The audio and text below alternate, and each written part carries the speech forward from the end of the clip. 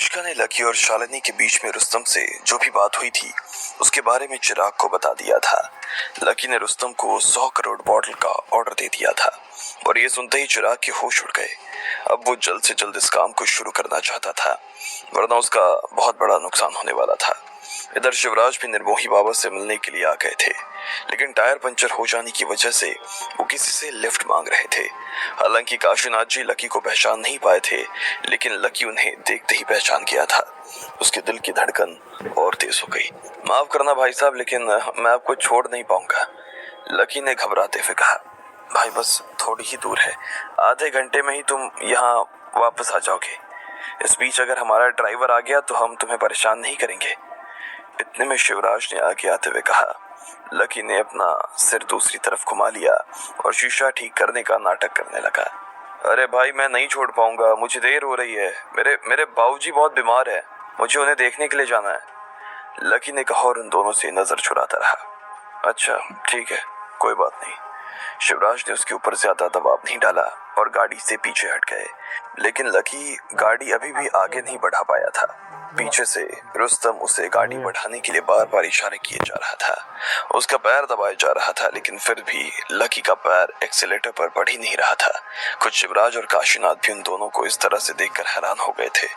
क्या हुआ, अब तुम्हें देर नहीं हो रही है? काशीनाथ ने कड़वे सुर में पूछा। नहीं देर तो हो रही है, पर मैं ये भी सोच रहा हूँ कि आप लोग इतना दूर तक कैसे जाओगे? लकी के मुंह से अचानक निकल गया। पीछे बैठे रुस्तम ने अपना सिर पकड़ लिया था। पूरी दुनिया को जीतने वाला लकी अपने दादाजी के सामने बिल्कुल छोटा बच्चा बन जाता था। हम कैसे जाएंगे वो हम देख लेंगे, तुम अपने बाबूजी का ध्यान रखो भाई।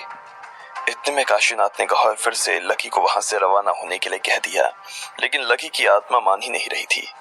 अरे आप चाहो तो मेरी गाड़ी ले जा सकते हो, मैं पैदल चला जाऊंगा, वैसे भी मेरा घर यहीं से पास में ही है, लकी ने फिर से कहा।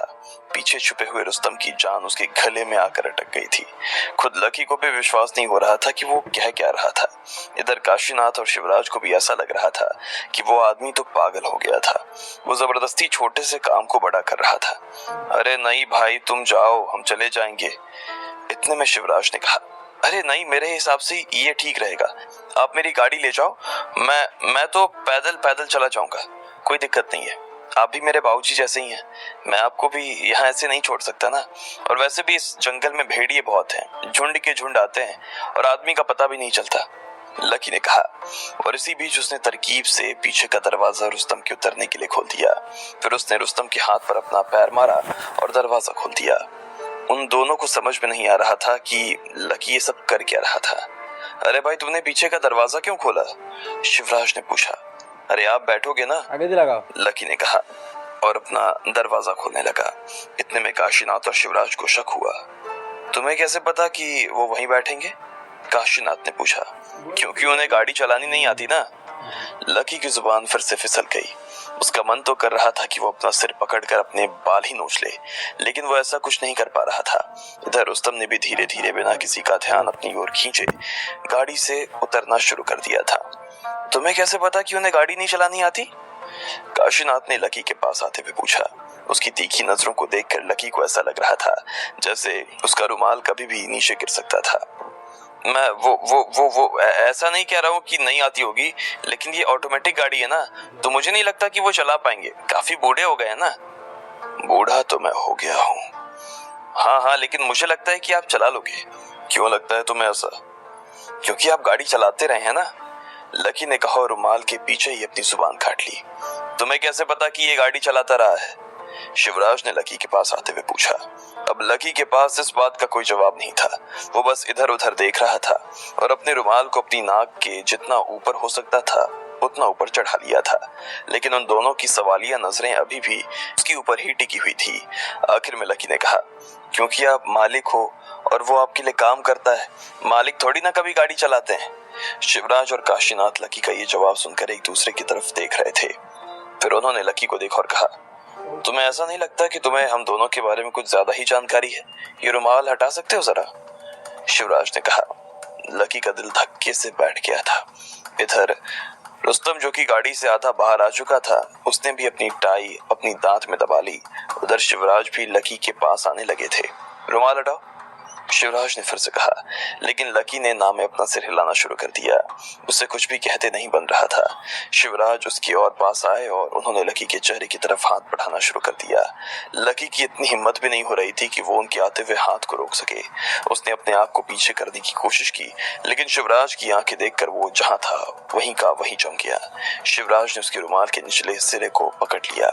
लकी ने अपनी आंख बंद कर ली। काशीनाथ भी इस आदमी का चेहरा देखने के लिए बेताब हुए जा रहे थे। इतने में कहीं से लकी के रुमाल पर बहुत तेजी से रोशनी आई और गाड़ी का हॉर्न बजने की आवाज आने लगी।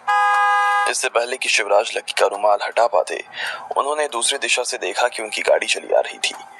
ड्राइवर हॉर्न बजाता जा रहा था और कुछ ही देर के बाद में उनकी गाड़ी उनके पास आकर खड़ी हो गई।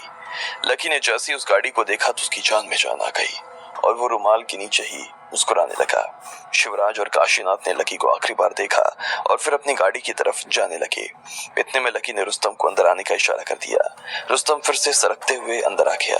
तभी लकी खिड़की से बाहर निकला और चिल्लाते हुए बोला, शिवराज अग्रवाल और काशीनाथ को पूरे इंडिया में शायद ही कोई होगा जो नहीं जानता होगा सर। मैं और मेरे पापा भी आपके बहुत बड़े फैन हैं। बिजनेस करना तो कोई आपसे सीखे, लकी ने चिल्लाते हुए कहा और उसकी गाड़ी शिवराज की गाड़ी को क्रॉस करते हुए आगे निकल गई। शिवराज और काशीनाथ ने फिर से एक दूसरे को देखा और गाड़ी में बैठकर निकल गए। लकी सर, आप क्या कर रहे थे? हम दोनों की अभी जान ही चली जाती, रुस्तम ने अपनी सीट पर ठीक से बैठते हुए कहा। अरे रुस्तम जी, आप तो फिर भी पीछे थे, मैं तो उनके सामने था। वो किस तरह से सामने वाले को देखकर उसकी जान निकाल देते हैं ये तो आप भी अच्छी तरीके से जानते हैं ना। अगर उनका ड्राइवर सही टाइम पे नहीं आता तो आज तो हमारा खेल हो ही जाने वाला था, लकी ने कहा और जितनी तेजी से हो सकता था उतनी तेजी से गाड़ी को आगे बढ़ाने लगा। लेकिन फिर उसे ना जाने क्या सूझा और उसने गाड़ी बीच रास्ते में ही अचानक से रोक दी। अब क्या हो गया? मैंने उनसे ये तो नहीं पूछा कि वो दोनों कहाँ जा रहे हैं, लकी ने कहा और रुस्तम की तरफ देखने लगा। रुस्तम को लकी का ये सवाल खतरनाक नजर आ रहा था। इससे पहले कि वो कुछ कह पाता, लकी ने गाड़ी घुमाई और फिर से उसी रास्ते पर जाने लगा। लकी सर, आप क्या उनका पीछा करने जा रहे हैं? हाँ। पर क्यों? क्योंकि मुझे शक है कि वो निर्मोही बाबा के पास जा रहे हैं। मुझे पता लगाना है कि ये आदमी कौन है जिसने मेरे दादाजी को अपने वश में किया हुआ है। सर प्लीज आप गाड़ी घुमा लीजिए वरना बहुत बुरी तरीके से फंस जाएंगे, रुस्तम ने कहा। कुछ नहीं होने वाला है, इस बार मैं संभाल लूंगा। मैं एक ही दिन में एक आदमी से 2 बार नहीं डरता हूँ, लकी ने कहा और गाड़ी की स्पीड बढ़ा दी। रुस्तम के दिल की धड़कन भी गाड़ी की स्पीड के साथ ही बढ़ती चली जा रही थी। आपको कैसे पता लेकिन कि वो निर्मोही बाबा के पास जा रहे हैं? लकी ने इस सवाल का जवाब देना जरूरी नहीं समझा। उसे निशांत पहले ही सब कुछ बता चुका था। उसकी गाड़ी भी जंगल के रास्ते पर ही जा रही थी। ऐसे में उसे कोई शक नहीं था कि वो कहाँ जा रहे थे। थोड़ी ही देर बाद लकी की गाड़ी शिवराज की गाड़ी के पीछे पीछे चलने लगी। उन्हें शक ना हो इसलिए लकी ने अपनी गाड़ी की लाइट्स बंद कर दी थी। वो जितना धीरे हो सकता था उतना धीरे उनकी गाड़ी के पीछे चलता जा रहा था। दोनों गाड़ियां थोड़ी देर बाद में एक सुनसान जंगल में दाखिल हो गईं। वो बहुत ही पतली पगडंडी पर चले जा रहे थे। थोड़ी देर बाद में शिवराज की गाड़ी एक जगह पर जाकर रुक गई। लकी ने भी अपनी गाड़ी उससे थोड़ी दूर पर रोक दी थी। इतने में शिवराज और काशीनाथ गाड़ी से बाहर आए और ड्राइवर को कुछ इशारा करने के बाद पैदल आगे बढ़ने लगे। इधर लकी ने भी अपना सीट बेल्ट खोला और गाड़ी से नीचे उतर आया। अरे लकी सर, आप कहाँ जा रहे हैं सर? रुस्तम ने लकी को रोकने की कोशिश की लेकिन वो रुका नहीं। ऐसे में उसके पास भी उसके पीछे जाने के अलावा कोई चारा बाकी नहीं रह गया था। शिवराज और काशीनाथ कच्चे रास्ते और कंटीली झाड़ियों के बीच से होते हुए सीधा चलने लगे थे। शिवराज ने जानबूझकर काशीनाथ को लाइट चलाने से मना कर दिया था क्योंकि वहां जंगली जानवरों के होने का खतरा बहुत ज्यादा था। लकी और रुस्तम ने भी वही किया और दोनों ही बहुत शांति से उन दोनों का पीछा कर रहे थे। कुछ दूर तक चलने के बाद में शिवराज और काशीनाथ एक बड़े से मैदान में पहुंच गए। वो मैदान आसपास ढेर सारे पेड़ों से घिरा हुआ था और उसके बीच में एक छोटी सी झोपड़ी बनी थी। उस झोपड़ी के आसपास एक बड़ा सा घर बना हुआ था और उस घेरे में मशालें जल रही थी। आग की रोशनी में वो झोपड़ी भी जलती हुई नजर आ रही थी। शायद वहां इतनी सारी मशालें जंगली जानवरों को दूर रखने के लिए बनाई हुई थी। मशालों के नीचे कंटीली तार भी बंधे हुए थे। शिवराज और काशीनाथ उस झोपड़ी की तरफ बढ़ने लगे। लकी भी दूर से खड़ा उन दोनों को देख रहा था। वो और रुस्तम एक पेड़ के पीछे छिप गए थे। काशीनाथ पहली बार इस जगह पर आया था और उसे समझ नहीं आ रहा था कि इस झोपड़ी के अंदर कैसे जाना है। उसने शिवराज की तरफ देखा, वो अंदर चले जा रहे थे। और चलते चलते एक पेड़ के पास पहुंच गए। उस बड़े से बरगद के पेड़ के तने में एक छोटा सा छेद बना हुआ था। शिवराज ने उस छेद में हाथ डाला और वहां लगा हुआ एक बटन दबा दिया। अचानक से एक जोरदार घंटी की आवाज सुनाई थी। काशीनाथ ने भी अपने दोनों कानों को ढक लिया था। शिवराज ने झोपड़ी के दरवाजे की तरफ देखा और अगले ही पल उसमें से एक हाथ बाहर निकल कर आया। वो हाथ किसका था ये कोई नहीं देख पाया, लेकिन उस हाथ पर ढेर सारे रुद्राक्ष बंधे हुए थे। उस हाथ ने सिर्फ अंदर आने का इशारा किया और इतने में कुछ मशालें थोड़ी सी आगे हो गईं, जिसकी वजह से वहां पर अंदर जाने के लिए जगह बन गई थी। शिवराज ने काशीनाथ को इशारा किया और दोनों उस झोपड़ी के अंदर चले गए। लकी ये सब देखकर हैरान हो गया था।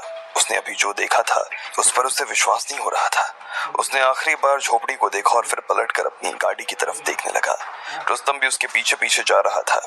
रुस्तम लकी से बात करना चाहता था, लेकिन दोनों ने अपनी आंखों से जो देखा उसके बाद उनके मुंह से कुछ निकल नहीं पा रहा था। अब आगे क्या होने वाला था? आखिर कौन थे निर्मोही बाबा? क्यों शिवराज बार बार उनके पास आ रहे थे? आपको क्या लगता है, क्या होंगे इन सभी सवालों के जवाब? कमेंट बॉक्स में कमेंट करके हमें जरूर बताएं और सभी सवालों के जवाब को जानने के लिए सुनते रहिए इंस्टा मिलियनेयर सिर्फ पॉकेट एफएम पर।